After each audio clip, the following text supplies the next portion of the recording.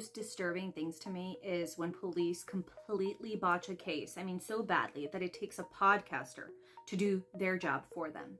29 years ago marks the disappearance of a 19-year-old college student who vanished on May 25th, 1996, after attending an off-campus party at Cal Poly's San Luis Obispo.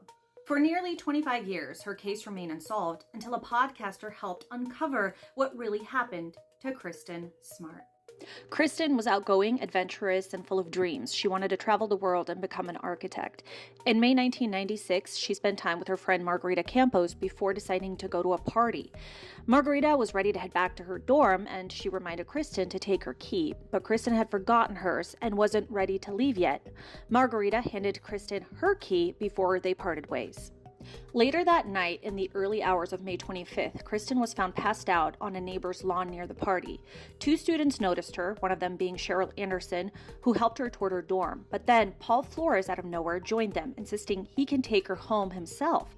That was the last time anyone saw Kristin alive. The next morning, Margarita waited to hear from Kristin, but she never did. Kristin's roommate returned to their dorm after being away for the holiday weekend, only to realize that Kristin wasn't there. Her purse, money, and her ID were untouched, a sign that something was very wrong. According to 48 Hours, by the time Kristin was reported missing, she had already been gone for 48 hours. But campus police failed to act quickly, assuming she had run off for Memorial Day weekend. It wasn't until several days after she was last seen that Kristin's parents, Stan and Denise Smart, were officially notified. By then, crucial evidence had already been lost, and the investigation had been severely mishandled from the beginning.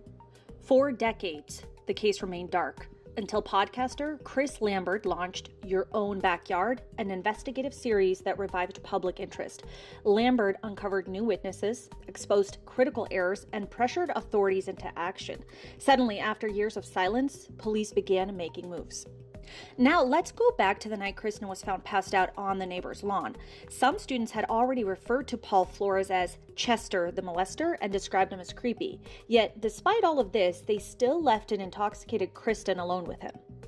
Lambert says Kristin could not stand on her own, so fellow student Cheryl Anderson, who was also at the party, began helping her back to campus. They were soon joined by another partygoer, Paul Flores. As they describe it, Paul Flores just sort of appears out of nowhere and offers to help. Paul keeps stopping along the way and letting Cheryl Anderson know, "You can go on ahead, I've got her, it's fine." When they reached the turnoff to Cheryl's dorm, she says Flores tried to hug and kiss her.